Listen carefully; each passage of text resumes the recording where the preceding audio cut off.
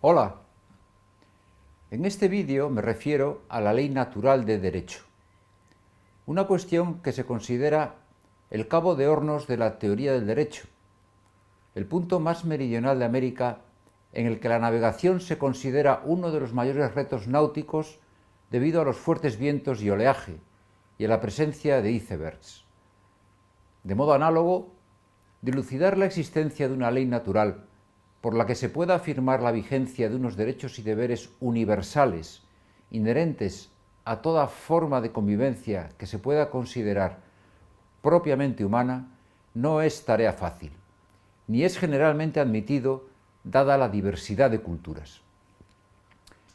Ello se aprecia en las crispadas negociaciones que tuvieron lugar para promover la Declaración Universal de los Derechos Humanos, en las reuniones de las mentes más prestigiosas del momento,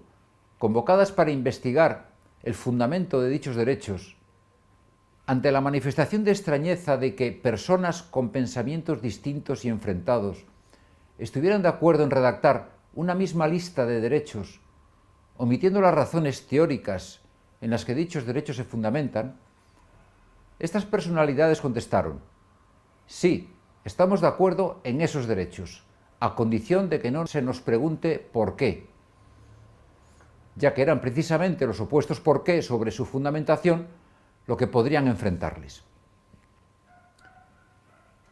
En la lección primera sobre la experiencia del deber, a partir del estudio de la teoría de la evolución, se constató que la aparición de la especie humana depende del desarrollo de la técnica para configurar el entorno ajustándolo a su dotación biológica, a diferencia del resto de las especies animales que viven en un intercambio equilibrado con su entorno natural, pues el individuo de la especie humana no es biológicamente competitivo. Consecuentemente, la especie humana está condicionada por el seguimiento de un imperativo natural radical que dice: actúa, toma la iniciativa, por el cual su comportamiento se sustrae al mecanismo puramente reactivo, estímulo-respuesta propio del resto de las especies animales y cuyo seguimiento condiciona su misma existencia. Así se dijo que el individuo de la especie humana no se comporta, sino que se conduce. Por ello hay que rechazar el sentir general que suele vincular cualquier sentido de obligación con una restricción de la libertad, pues no puede haber libertad si no es en conexión con dicho imperativo natural.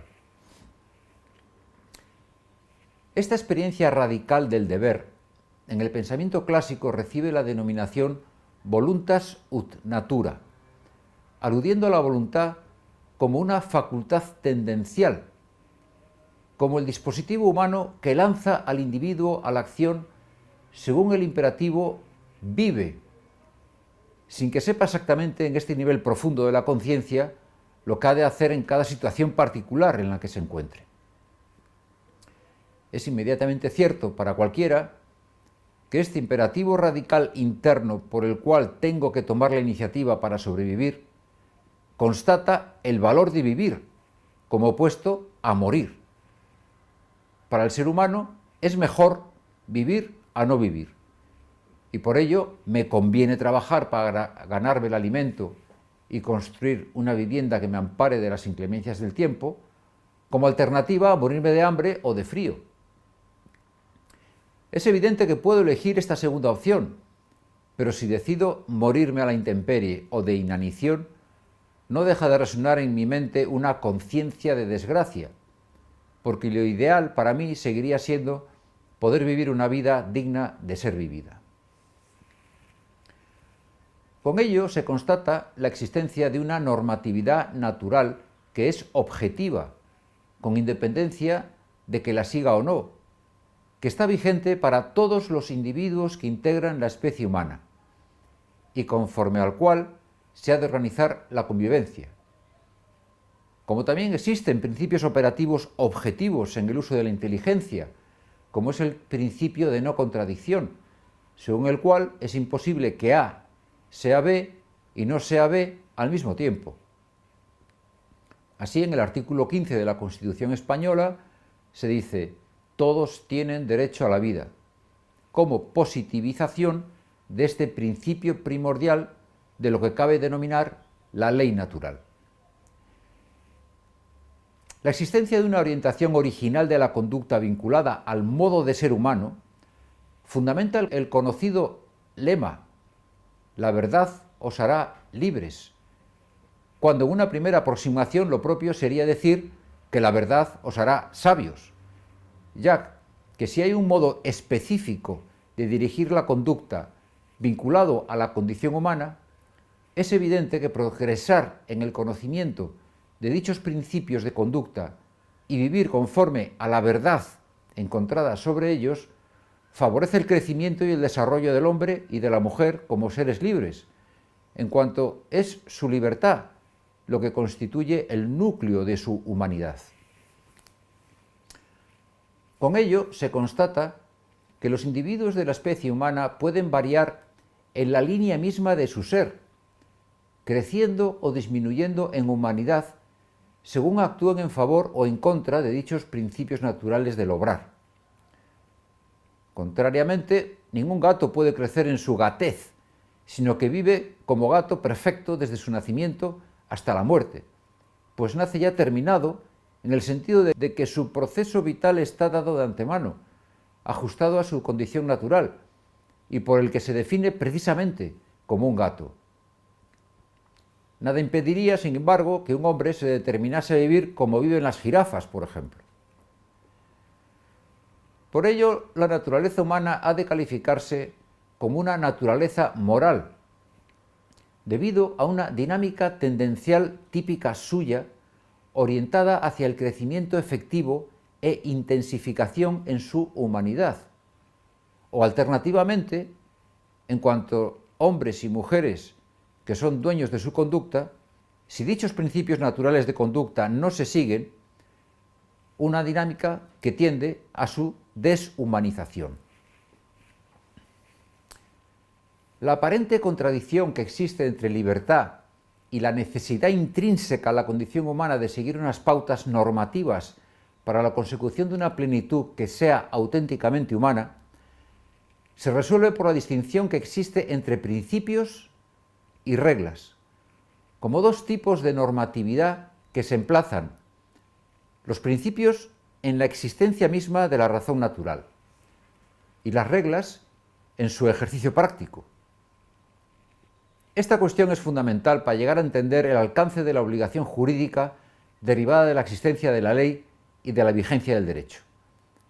Porque si el principio natural que prescribe «debes vivir» es una orientación objetiva y universal de la conducta en cuanto viene dado con la misma razón natural, todavía el sujeto tiene que determinarlo subjetivamente en relación con la situación particular en la que se encuentra, mediante un razonamiento práctico que considere las circunstancias de la acción y concluya en una decisión, la cual tiene su arraigo en la libertad. Mediante la decisión, en el caso de la conducta personal o mediante la promulgación de una ley, el principio normativo cobra realidad determinando la conducta del sujeto o estableciendo una determinada ordenación de las relaciones sociales. La misma necesidad de tener que pensar cómo debo actuar en cada situación concreta o la importancia de debatir en el Parlamento la conveniencia de una legislación fundamenta y confirma la existencia de un principio natural que orienta la acción en su mismo arranque, que en relación con la vida es vivirla lo mejor que sea posible en unas circunstancias dadas, como alternativa a su abolición mediante el suicidio, o favoreciendo la paz social en el caso de la generación de derechos. Por otra parte, de no existir esta diferencia entre principios y reglas de conducta, no sería posible enunciar juicios de deber, ya que no se daría la disociación en el objeto de la razón práctica entre lo que debo hacer y lo que simplemente me atrae o me apetece. Análogamente a como en el animal no hay espacio mental alguno entre el estímulo y la respuesta. En el caso del orden social, Tan legítimo sería la existencia de un orden político como de uno anárquico o despótico. La vida humana sería una vida amoral y la deliberación conducente a la acción un mero juicio técnico de utilidad de los medios para la consecución de mis deseos o de fines colectivos, sin otra valoración ulterior. No existirían razones para proscribir, por ejemplo, los denominados crímenes de lesa humanidad, si las acciones tipificadas en ellos lograran con efectividad sus objetivos. Y sería irrelevante actuar como un mafioso, como un héroe o como un cobarde, por ejemplo. Libertad y normatividad no son polos opuestos, porque debido a la necesidad de tener que tomar una decisión para llevar a cabo la acción, no se puede llegar por vía conclusiva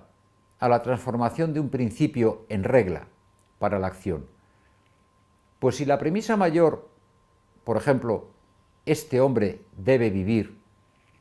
en cuanto al principio natural de la acción es verdadera, el término medio del silogismo es hipotético o condicional, pues depende de la contingencia de las condiciones en las que se despliega la acción. Y solo se puede concluir en favor de la vida si determinadas condiciones se cumplen. Así se dice que el derecho positivo deriva de la ley natural no por vía de conclusión, sino por vía de determinación. Pensemos en el caso del triaje, un método de selección y clasificación de pacientes empleado en la medicina de emergencias y desastres, por el que hay que evaluar las prioridades de atención, privilegiando la supervivencia de unos a costa de la muerte de otros, de acuerdo con las necesidades terapéuticas y los recursos disponibles. Es evidente que siguiendo el protocolo para salvaguardar unas vidas en vez de otras, en función de su juventud, de la gravedad de la enfermedad, del género de la persona enferma o el de su cualificación, no cabe concluir este hombre debe vivir si su situación no entra dentro de la situación descrita en el protocolo de triaje. Y el médico, que trabaja en la vorágine causada por la emergencia, tiene que decidir que muera. Por ello, de un principio natural como el deber de vivir, no se puede concluir que este hombre, en esta situación concreta, debe vivir, pues ello depende de que se den las circunstancias que lo permitan. Por otra parte, es evidente que si la conducta fuera meramente consecuencial a la conclusión de un silogismo práctico, sin la mediación de una decisión, la libertad de la gente quedaría anulada, pues en lugar de actuar en función de un objetivo que se considera valioso, la acción quedaría atrapada por la corrección o falsedad de la conclusión del silogismo práctico conducente a la misma, el cual, en lugar de una deliberación, sería una deducción, y la conducta del sujeto dejaría de ser un querer radicado en la libertad para convertirse en una necesidad, en función de la verdad o falsedad de una derivación lógica o de un algoritmo. Por ello, el derecho natural exige ser positivizado, es decir, que sea puesto como regulación de la convivencia social según las circunstancias de cada tiempo histórico. Y como acabo de decir, en cuanto el proceso de positivización de la ley natural no es concluyente, tiene carácter opcional en función de las alternativas posibles de actuar. Con la positivización de la ley natural no se pasa de una realidad a otra distinta, sino que, en el caso de la acción intencional, de una orientación general referida a la conducta que funciona como principio de lo que es debido, se pasa mediante la decisión a la acción particular, medida según el contexto impredecible en el que cada acción se despliega. En el caso del derecho, la vigencia de la ley natural se despliega mediante la ley puesta por el legislador. Consecuentemente, el régimen jurídico que regula la convivencia social como derecho objetivo incluye tanto los principios de la ley natural como las normas de derecho positivo vigentes, las cuales tienen razón de medio para alcanzar los fines propios del ser humano que se manifiestan con la ley natural. Con ello se proporciona una explicación acabada sobre la tensión existente entre derecho y fuerza, a la que repetidamente he aludido, ya que si se considera que la ley positiva recibe su obligatoriedad de su relación con los fines naturales del ser humano, una ley positiva que sea contraria a la ley natural no constituye propiamente un deber jurídico, sino que, en cuanto es impuesta por el poder mediante el uso de la fuerza, se convierte en ocasión de pólvora y perdigón, abriendo el paso a la desobediencia civil, la resistencia activa o pasiva al cumplimiento de la ley y, últimamente, a la posibilidad de una rebelión enfrentada al poder establecido. Hasta ahora me he referido al principio de ley natural de la conservación de la vida, pero es evidente que unido a la tendencia innata a vivir se encuentra la tendencia a preservar la integridad física y moral, a la cooperación, al emparejamiento entre sexos opuestos, a procrear y a la consecuente formación de una familia como comunidad sustentada por vínculos naturales. También es una tendencia natural dedicar el tiempo de la vida al trabajo, para no vivir aburrido, disperso o en la miseria, cultivar las propias cualidades y lograr el mejor bienestar material posible. Y también a cultivar el espíritu, creciendo en el saber y gozando de lo que es bello. Todas estas tendencias relativas a la configuración de lo que puede calificarse propiamente como una vida humana tienen razón de fin, en cuanto son vía ineludible para que cada uno, en convivencia con otros, alcance su plenitud sin detrimento de su libertad, ya que para hacerlas efectivas ha de mediar la decisión personal, según las circunstancias reales en las que cada uno se encuentra, y en el ámbito de las relaciones políticas, mediante su positivización, con un orden jurídico inspirado en la ley natural, como ya se ha dicho. Por ello, en función de la mejor actualización o de la renuncia a seguir los deberes naturales, el ingenioso hidalgo inmortalizado por Miguel de Cervantes pudo decir: cada uno es artífice de su propia aventura. Antes de terminar este vídeo, conviene aludir a la dificultad de llegar a un conocimiento coherente y completo de los principios de la ley natural, como con frecuencia se comprueba en medios sociales, en los que la vida discurre plagada de ideas confusas o equivocadas sobre los fines del ser humano y el sentido de su humanidad, y en culturas enteras opacas a los preceptos de la ley natural, que no sean los más básicos. Ya se ha dicho que el modo de captar la ley natural no es el raciocinio y la argumentación, sino que es un conocimiento por evidencia, a partir de la cual la razón práctica transforma en decisión y precepto la inclinación natural. Consecuentemente, todos los hombres y mujeres tienen una experiencia básica de las inclinaciones propias de la naturaleza humana. Sin embargo, ya Cicerón puso de relieve que existen zonas oscuras de la mente debido a que las inclinaciones naturales vinculadas a la sensibilidad corporal son más intensas y se presentan en la forma de instintos propios de las leyes biológicas. Estas inclinaciones se experimentan más inmediatamente que las inclinaciones específicamente humanas, que son las de su inteligencia y de su voluntad, cuyos objetos son la verdad, la belleza y el bien, y están más abiertas a errar por manipulación, autoengaño, falta de reflexión o por otras causas, o a oscurecerse frente a la intensidad e inminencia de las inclinaciones biológicas. Mientras estas son fácilmente experimentadas y perceptibles por todos, lo más específicamente humano exige de sabiduría práctica y del cultivo de un refinamiento estético y moral. Consecuentemente, es necesaria una ciencia específica dedicada a ahondar en el estudio de la naturaleza humana, con sus condicionamientos históricos, lo cual constituye el objeto de la filosofía moral, así como de la filosofía del derecho, que en conexión con ella se dedica al estudio del fundamento de las leyes y las instituciones jurídicas generadas con el derecho positivo, adaptándolo a los cambios sociales. A partir de estas ciencias se ha de orientar adecuadamente la conducta y la convivencia social si se pretende que sean verdaderamente justas y humanas. Aquí termino este vídeo y te espero en el siguiente,